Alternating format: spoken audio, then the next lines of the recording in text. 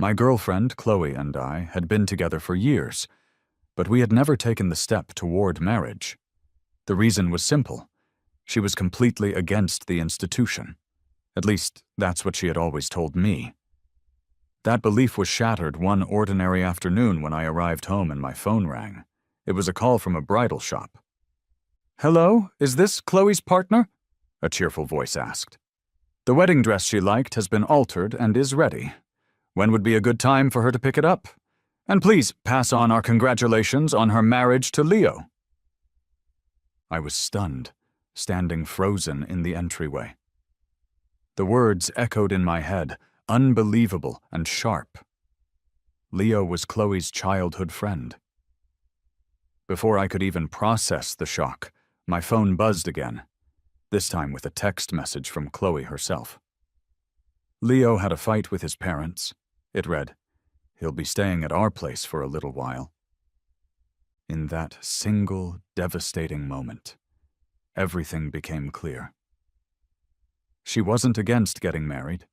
She was just against marrying me.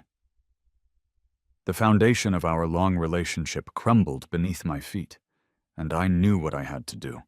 I decided we had to break up. It was only then, when she stood to lose everything, that she would come to regret her decision. When Chloe finally came home later that evening, she found me on the couch, smoking a cigarette. The sharp, lingering smell of nicotine in the air made her frown the moment she walked in. She had always been sensitive to the smell of smoke, so I made it a point to rarely, if ever, smoke in her presence. "Why is the apartment such a mess? Haven't you done any chores at all, Ethan?" she complained before she had even taken her shoes off. "You're getting so lazy now." She had always prided herself on being a modern woman, one who looked down on what she considered mundane housework. I had once suggested that we hire a maid to help keep the place in order, but she refused, not wanting a stranger touching her things. So the chores didn't just disappear, they fell to me. I had always handled them willingly, without a word of complaint, because I loved her. Even on days when I came home exhausted and sore from work, I never grumbled. But now, with the bridal shop's phone call still ringing in my ears, her words felt like a heavy weight crushing my chest. I stubbed out the cigarette in the ashtray and said coldly, "I'll hire someone to clean up." My tone must have been harsher than I intended because she paused and sat down beside me on the couch. She reached out to touch my shoulder, but I instinctively flinched away, avoiding her touch. A flicker of hurt crossed her face, but she quickly masked it, switching back to her usual composed demeanor. "What's wrong, Ethan? Are you not feeling well?" she asked, her voice unusually gentle. Was the project discussion tough today? She was not typically this soft-spoken. In the past, hearing such a gentle tone from her would have made my heart leap with joy. But now, it just seemed absurd, a hollow performance. Staying with someone you don't truly love must be an exhausting act for her. I remained silent, and she seemed to take my lack of response as agreement. She sighed softly. "Well, Ethan, if the deal doesn't work out, then just let it be. We don't need that one company's business anyway." She was right, in a sense. As our company had grown, more and more businesses were eager to partner with us. Losing a single deal wasn't a catastrophic blow. But this particular deal had been a sure thing, practically guaranteed, until the client had casually asked during a dinner meeting when Chloe and I were planning to get married. Chloe had lost her composure instantly, stormed out of the restaurant, and the deal had collapsed as a result. I hadn't been angry with her at the time. My first thought had been to comfort her when we got home. But then she had delivered this massive, unexpected surprise. "From now on," I said, my voice flat, "you don't have to attend any company events or business dealings." Chloe looked at me in disbelief, her expression shifting from concern to outrage. "What do you mean by that, Ethan? This is my company. Are you trying to exclude me?" I looked up at her, meeting her wide, incredulous eyes, which were almost distorted with emotion. A smirk touched my lips. "Didn't you always complain that business trips are tiring? Now I'm sparing you from them. Shouldn't you be happy?" Her anger only intensified. "Ethan, what is wrong with you today? Do you seriously think I'm going to try and please you?" "Please me? That's not something I would ever expect from you." I leaned back against the couch, exhaling a long, weary breath. "Aren't you getting married soon? Do you need me to give you a wedding gift?" Chloe froze for a moment, her eyes darting toward her phone as she tried to formulate an explanation. "You've got it all wrong, Ethan. It's not what you think," she stammered. "Leo's dad is sick. We're just pretending to get married to ease his mind." Just then, a knock sounded at the door. "Chloe, are you okay?" a man's voice called out. I glanced towards the door, a sarcastic smile spreading across my face. It was him. The man in the black shirt, tall and decent-looking. Leo. I was not unfamiliar with him. During the first year Chloe and I were dating, she was often out, and I had chalked it up to the initial excitement of our relationship fading. Little did I know, she was acting like a devoted puppy around this so-called friend, a man in front of whom she supposedly always had her guard up. She claimed it was just a deep friendship forged in childhood, and like a fool, I believed her. She only came back to me, fully invested, after Leo left the country. I was so stupid back then to accept her words at face value.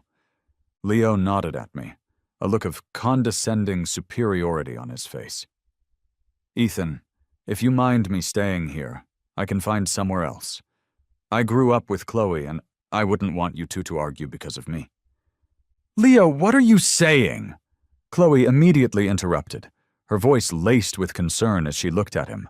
"You just came back to the country. Who do you even know here besides me? You're staying right here."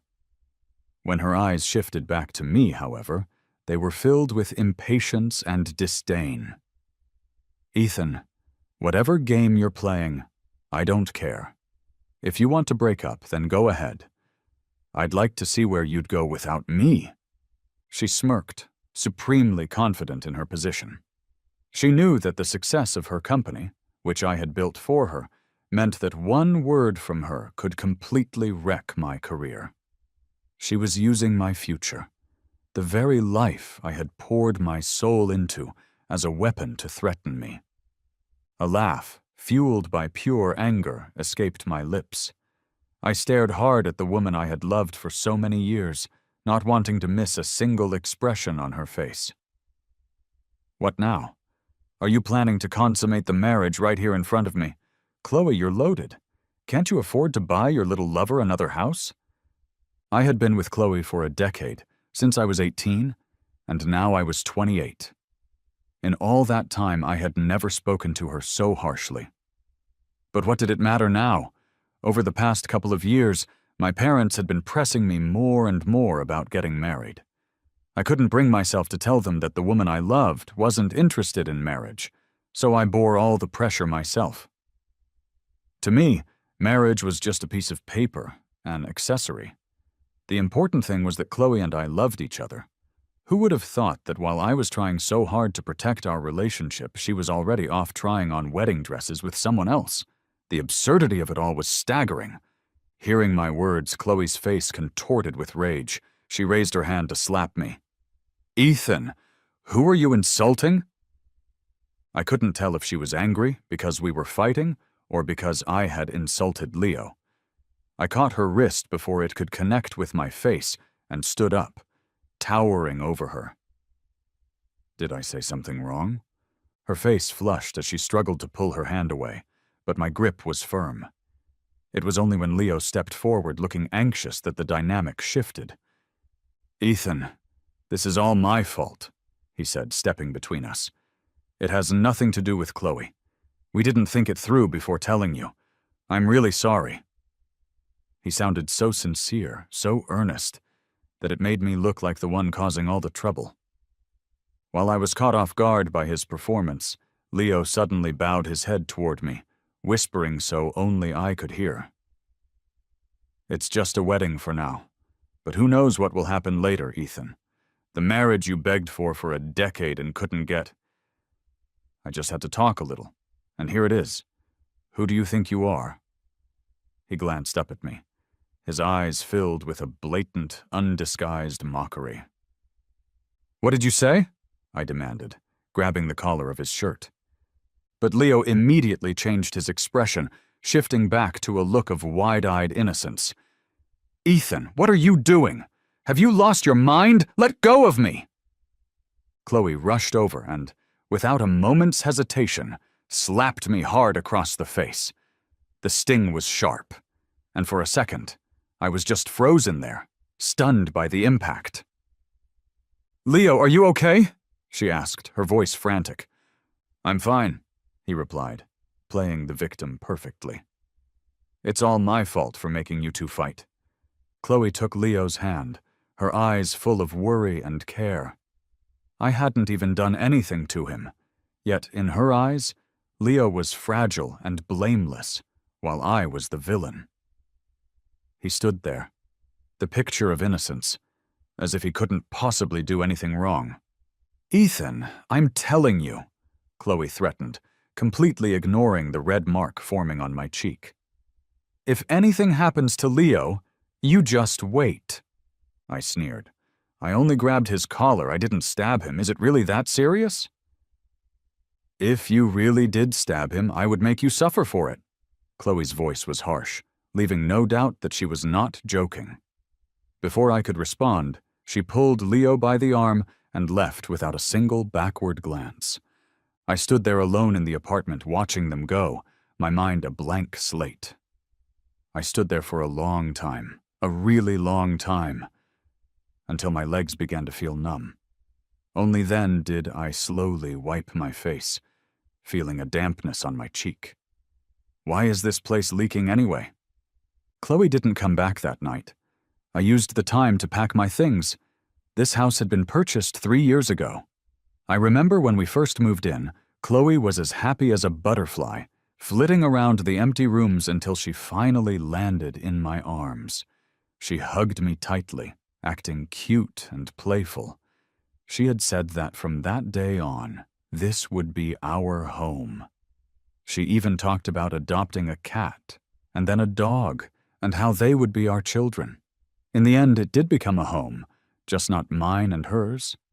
In the 3 years we lived here, I accumulated very few personal belongings. I had dedicated every ounce of my energy to work, pouring myself into building the company, all in the hopes that Chloe would succeed. I left myself no time to rest, let alone organize a personal life. Even my clothes were outdated. During business meetings, other executives would joke that I looked more like a junior employee than the vice president of a successful company. My suits were years old, and my car was nothing special. I always laughed it off, claiming that I didn't care about material things. But deep down, I felt a pang of disappointment. I always held out a sliver of hope that Chloe would surprise me with a thoughtful gift someday. But after a decade in love, gifts from her were a rare occurrence. As I closed the front door behind me for the last time, I received a friend request on my phone. It was from Leo. I had no idea what he wanted, but I accepted it out of a morbid curiosity. A moment later, he sent me a photo. In it, he was standing in front of a full-length mirror, wearing a brand-new, impeccably tailored suit. A gleaming, expensive watch was strapped to his wrist. A message followed the picture. "The suit and watch were gifts from Chloe, over $3 million. I heard the money came from a contract you recently signed. Thanks, buddy." He seemed so pleased with himself, and his message was dripping with malice aimed directly at me. I just didn't understand why. Leo and I were practically strangers. Today was the first time we had ever met. If he liked Chloe, being her childhood friend gave him a natural advantage. There was no need to go out of his way to mock and provoke me. I thought it over, trying to make sense of it. He didn't like her before, but now he's all over her? Leo replied, almost instantly, as if he had been glued to his phone, waiting for my response. "What do you know? You should be thankful to me. Without me, you wouldn't have been with Chloe for the last 10 years. I was confused until he sent another message, a long one that laid out the entire devastating truth. It turned out that right after our college entrance exams, Chloe had confessed her feelings to Leo. But Leo's family was wealthy and involved in business, and he hadn't been interested in Chloe at the time. He was also about to go abroad for his studies. So he made her a promise. If she became successful on her own within 10 years, he would come back and marry her. And so Chloe came up with a brilliant, cruel plan. She would find someone to help her achieve that success, and I, the top student in our class, became the perfect, unsuspecting fool for the job. That day, I sat by my window, phone in hand, for a very long time. I couldn't figure out how the past 10 years of my life, a decade I had dedicated to a woman I loved, had turned into such a convoluted and painful mess. No matter how things had ended with Chloe, I still had my job to attend to. After all, I had built this company from the ground up. It was my heart and soul. But I didn't expect to find Leo already sitting in my office when I arrived. He was leaning back in my chair, his feet propped up on my desk. I frowned, my voice sharp with anger. "What are you doing here?" Leo smiled lazily as he explained. "Didn't Chloe tell you? From today onwards, I'm the new vice president of the company. As for you, you can take a hike." I almost laughed from the sheer audacity of it. I had founded this company when I was just 23. It had consumed all of my time and energy to grow it into what it was today. I knew every employee by name and was intimately familiar with all the company's partnerships. And now he thought a simple phrase like "take a hike" could make me leave it all behind? I strode forward and yanked Leo out of my chair. "Leo, I don't care what's going on between you and Chloe or what you're after, but this company was built by me. Who do you think you are to be here?" "Who the hell do you think you are? I'm the boss of this company." Chloe's voice came from the doorway. I turned my head to see her standing there, an angry expression on her face, while a few employees looked on curiously from the hallway. Leo shook my hand off his arm and walked over to Chloe's side. "Chloe, he seems to have a problem with your decision. I don't mind, really, but you're the boss, right? Everyone should listen to you." Chloe's face grew even darker. She lifted her chin slightly and commanded me, her voice cold and final. "Ethan, you're fired." My heart, already fractured, felt like it broke completely. Chloe lacked any real business sense. The company's success was entirely thanks to my efforts. I had always thought she knew her limits, but it turned out she was blindly, foolishly overconfident. "Don't regret this," I said quietly. "You'll be the one to regret it, Ethan," she shot back. "Let's see who would want to hire you without me." Ignoring her threats, I turned and walked out of the office without looking back. By the company entrance, I pulled out my phone and dialed a number without hesitation. "Is your offer still good?" Soon, a woman's confident laughter came from the other end of the line. "Of course it's good. What, did you finally leave that useless girlfriend of yours?" I didn't respond to her jab, just asked about the terms. "It's been a few years, so I'm not sure if your skills are still as sharp as they were," she said. "We'll start with the salary and position we discussed before. As for other benefits, once you bring in some results, I'll definitely compensate you fairly." "Okay then, Before I could finish my sentence, a sleek black Rolls-Royce pulled up in front of me. The passenger window rolled down slowly, revealing Isabella's undeniably beautiful face. "Still standing there? Aren't you getting in?" Isabella smiled as she took off her sunglasses. After a brief hesitation, I opened the door and got in. I had met Isabella 3 years ago. Back when Chloe and I had just started our company, Isabella was already a renowned and successful businesswoman. Our meeting was purely by chance, at the entrance of a banquet hall. I was anxiously waiting for a certain CEO, a proposal clutched in my hand. It was pouring rain, and the moment the man came out, I approached him with an umbrella, ignoring his surprised expression. I calmly introduced myself and our fledgling company, then handed him a container of hangover tea I had brought along. "I heard you have some stomach issues," I had said, "and I bet you drank quite a bit tonight. Why not have this tea while we talk? It won't take much of your time." My confident approach and thorough preparation impressed him, and I landed the first big deal for our company. It was that moment that had caught Isabella's attention. A few weeks later, she offered me a job with a 6-figure salary. As she said, having such courage and dedication as a newcomer was rare, but back then, I had turned her down. My heart was completely devoted to Chloe. Isabella didn't insist. She just left me her number and told me to call her any time if I ever changed my mind. I ended up saving her number, never imagining that I would one day really need it. "To be honest, I was surprised you called," Isabella teased as we drove, her tone suggesting we were old friends catching up, rather than two people who had only met once before. "I thought you'd spend your entire life besotted with your little girlfriend." I didn't say anything, just offered a bitter smile. Thinking back, Chloe and I had gotten together right after our college entrance exams. I was genuinely shocked back then when she confessed to me. I mean, I could barely recall ever interacting with her. But Chloe insisted she had noticed me for a long time. She said she liked how focused and serious I was when I was reading, and she appreciated my diligence in everything I did. Getting a confession from a girl I hardly knew was odd, so I didn't agree to it right away. But Chloe spent a month convincing me that she truly liked me. Every day she sent messages and would often appear at my part-time job. She even waited outside with breakfast while I was taking driving lessons early each morning, day after day, without exception. I had never been cared for so thoughtfully before, and soon I developed feelings for her. Being together just felt natural. Not even 4 years of a long-distance relationship while we were in college could change my mind. I thought Chloe and I would be together forever.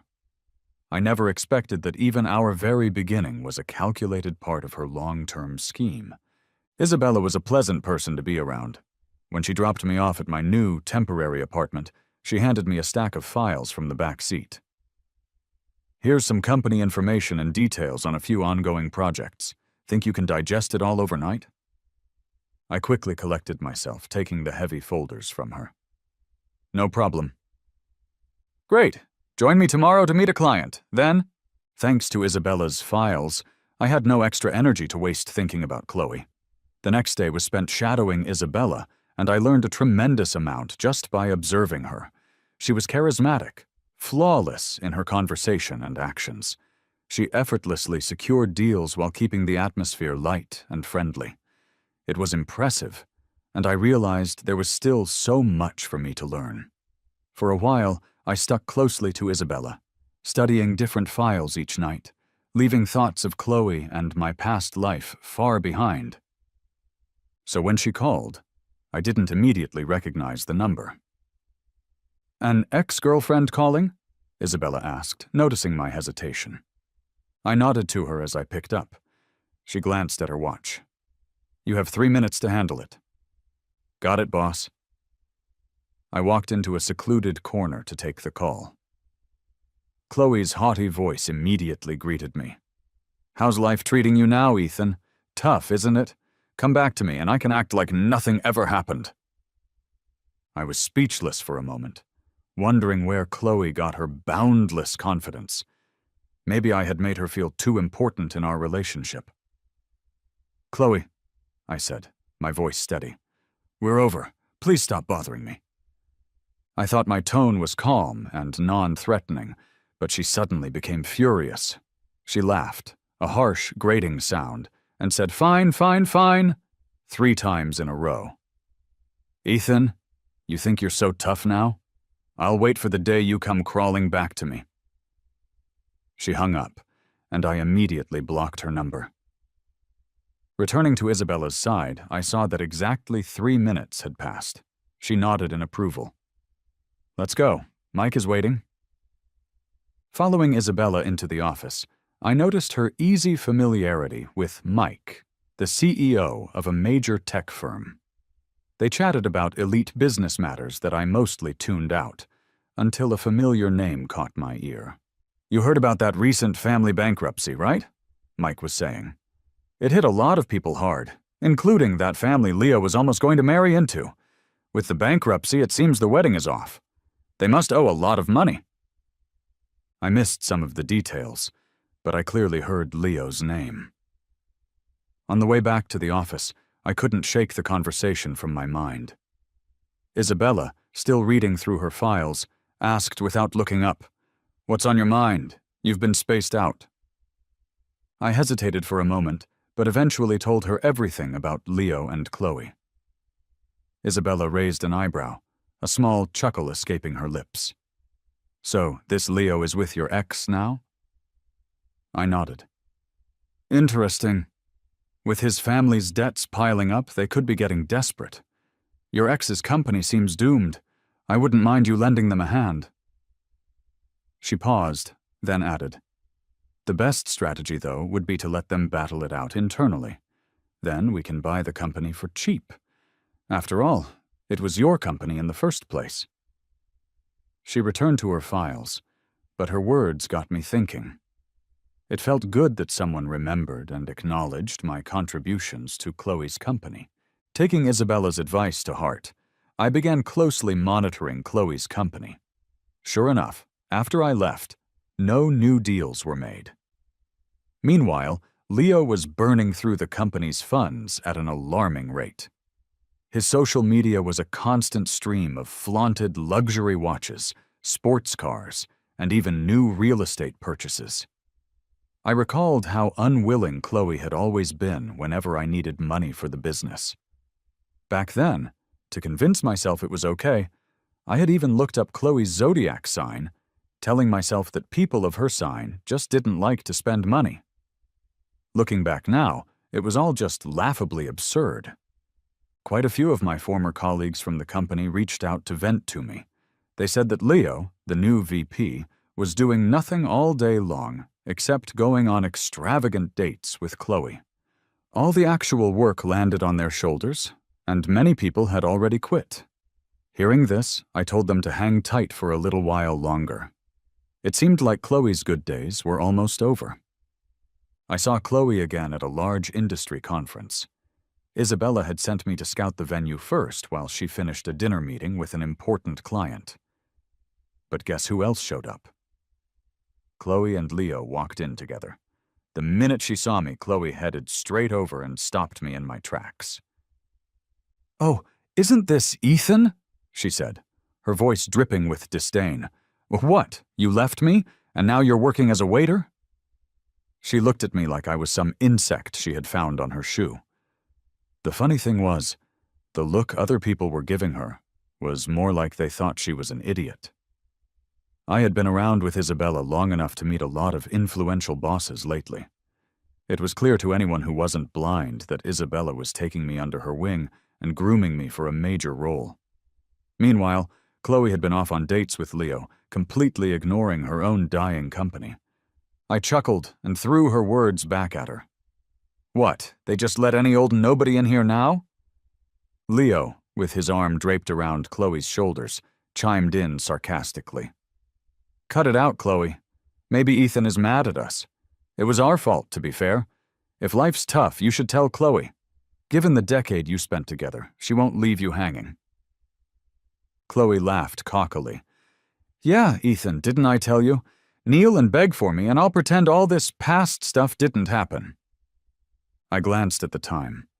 The project bidding was starting soon, and Isabella was probably on her way. I had no time for their drama. Stone-faced, I moved to pass by them, but Chloe wasn't done with her spectacle. She grabbed my wrist and was about to say something more, but then her eyes landed on the watch I was wearing. "Where did you get such an expensive watch?" she blurted out, her eyes wide with shock. I pulled my arm free, annoyed. "None of your business." "Oh, I see why you've got some backbone now," she sneered. "Hooked yourself a sugar mama, huh? Ethan, You never miss a chance to leech off someone, do you? Chloe stood there, all smug and self-righteous, trying to morally shame me. I just shrugged, completely unfazed. Talking about leeching, nobody does it better than the guy standing right next to you. Her smile vanished instantly. Ethan, how dare you talk about Leo like that? She raised her hand to slap me again, but this time I caught her wrist firmly, my grip like iron. Her face went pale. Chloe, you've got some kind of messed up habit of hitting people, or what? I let go of her wrist with a slight push, and she stumbled backward, almost falling to the floor. Ethan! A sharp voice cut through the tension. I turned to see Isabella walking over in her high heels. Which mutt is barking? Not knowing its place, it shouldn't get so cocky, she said, coming to stand beside me. Isabella looked at Chloe and laughed. Ah, did you make so many bad deals that you can't even stand up straight now? Chloe's face went pale with embarrassment, but with Isabella's powerful status in the industry, all she could do was muster up a forced, awkward smile. You're joking, Miss Vance. I really need to learn from you on how to run a company. About that proposal to your company. Isabella didn't even acknowledge her. She just looked at me and said, What are you standing here for? The bidding is about to start. Then she added, loud enough for Chloe to hear. And didn't I tell you to steer clear of strays? You never know if they're vaccinated. If you get bitten, who's going to cover your work while you're off? Trying not to laugh, I walked away with Isabella. From the corner of my eye, I saw Chloe seething, her face a mask of disbelief and fury. Once Isabella was in the room, she was the center of attention, and by default, she took me up with her. In the corner, Chloe looked like she would explode if she could. I just raised my glass and gave her a slight nod. Isabella ended up winning the bid, as everyone expected. Chloe left in disgrace halfway through the event. I thought that would be the last I'd hear from her for a while, but then she invited me to her wedding. Isabella laughed as she fiddled with the expensive invitation. Maybe she thinks since she can't outdo you at work, she'll try to one-up you in love. I shrugged, just as clueless as to her motives. So, are you going? She asked. Yeah, I replied. Isabella squinted her eyes dangerously. Before she could snap at me, I quickly explained. Leo's been selling off company assets. I think he's preparing to run. My old colleagues told me he's been frequenting the finance office a lot lately. So you think Chloe is finally going broke? She asked. I gave her a knowing wink. She laughed and casually tossed the invitation back to me.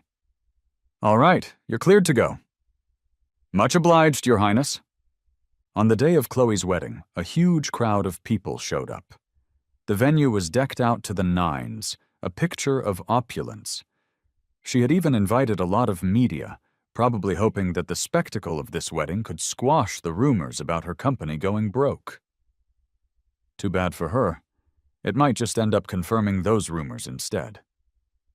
Chloe walked toward me in her wedding dress. There was a time when I had imagined this scene countless times, her wearing a beautiful white dress, marrying me. I thought that when I stood on that stage, I would tell everyone how we had supported and trusted each other for the past 10 years to make it to this day. I would tell everyone how much I loved her. Then, I would solemnly place the ring on her finger. But thankfully, none of that happened. Thank goodness I found out who she really was before we got married. How does it feel, Ethan? Is this what you always imagined? She asked, her voice low. Too bad the groom isn't you.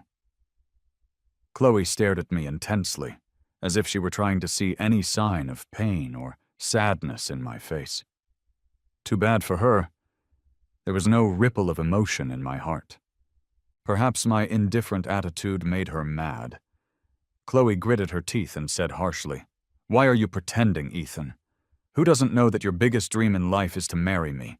Now that I'm really getting married, you must be heartbroken, right?" Before she could finish her tirade, A woman in a bridesmaid dress ran over to her and whispered something urgently in her ear. Suddenly, Chloe's entire expression changed. "What did you say? That's impossible!" she hissed. "If they're gone, just find them." She lowered her voice, but I still heard everything crystal clear. She gave me one last glare and then hurried off, holding up the hem of her expensive dress. I found my assigned seat and sat down, ready to watch the show unfold. Everyone was seated, and the media had their cameras set up, but Chloe and Leo were nowhere to be seen. Whispers began to spread through the venue. "What's going on? Where are the bride and groom?" "Yeah, it's so late, and they're still not here." Could it be they're not coming? I chuckled to myself and slowly set up my phone to record. Isabella had asked me to capture the iconic scene and send it to her, or she would dock my pay. After what felt like an eternity, Chloe finally appeared, but she looked utterly distraught. She stood on the stage alone, her voice trembling as she addressed the confused crowd. "I'm so sorry, everyone. There was a little accident. The wedding might have to be postponed. Before Chloe could finish, the main doors of the hall burst open. A group of police officers marched in, surprising everyone, and headed straight for the stage, directly toward her. "Where is Leo?" the lead officer demanded. "He's suspected of a major business fraud, and we need him to come with us for questioning." What followed was sheer chaos. It turned out that the day before the wedding, Leo had tricked Chloe into signing over all of her company shares, making him the majority shareholder. Then, on their wedding day, he openly ditched her, sold her company for a fraction of its worth, and disappeared with all the money. Now, Chloe had lost everything: her groom, her company, and her pride. As Chloe's ex-boyfriend and the former VP of the company, I was also brought in for questioning. The police told me that Leo was still at large. Walking out of the police station, I saw Chloe sitting on the steps at the entrance. She was still in her wedding dress, now rumpled and stained. Her eyes were empty, devoid of any of her earlier pride and arrogance. Hearing my footsteps, she looked up, and her eyes lit up with a desperate hope when she saw me. "Ethan!" She called my name, scrambling to her feet and grabbing my shirt. I had to stop. "I'm sorry. I was fooled by Leo before. I wasn't sincere, believe me," she pleaded, her voice cracking. "We've been together for 10 years. Can such a long relationship just disappear like that? Ethan, I'm willing to marry you now. She went on and on, but I didn't want to listen anymore. I yanked my shirt free from her grasp. "Chloe, everyone has to pay for their actions. Leo does, and so do you." She opened her mouth to say something else, but a car horn honked from not far away. A sleek Range Rover was parked at the curb. The window rolled down, and Isabella nodded at me. "Ethan, if you don't get in now, are you planning to walk back?" I smiled and said to Chloe, a note of finality in my voice, "Sorry, my boss is here to pick me up." Isabella had secretly bought the company out from under the person Leo had sold it to. She told me I should never be just an employee. The money she used to buy the company, she said, was a loan. She believed she'd get it back, with interest, soon enough. I returned to the company, but this time it was truly mine. I had to clean up the considerable mess Chloe and Leo had left behind, and I kept so busy I felt like a top that was constantly spinning. I even had to drag the remaining employees into working overtime with me, but they all claimed they would rather work themselves to death than go back to the old days. With the police's relentless efforts, Leo was finally caught. Rumor has it that when he was arrested, he was out shopping with a new, wealthy, older woman. As for Chloe, she never gave up trying to win me back. She would linger around the company building every single day until, one afternoon, while being chased off by security, she ran into the street and was hit by a truck. She broke her leg badly and now has to spend the rest of her life in a wheelchair. She sent word that she hoped I would visit her, but all I could say was that I was too busy with work. 6 months later, I finally paid off the debt to Isabella. Living debt-free felt so nice that I even got up the nerve to ask her a question that had been on my mind. "Do you need a good housewife?" I asked. "How about me?" Isabella smiled, poking my chest playfully. "You, huh? If you try hard enough, maybe." There was no rush. I have plenty of patience, at least another 10 years' worth. And this time I truly believe it won't take that long at all,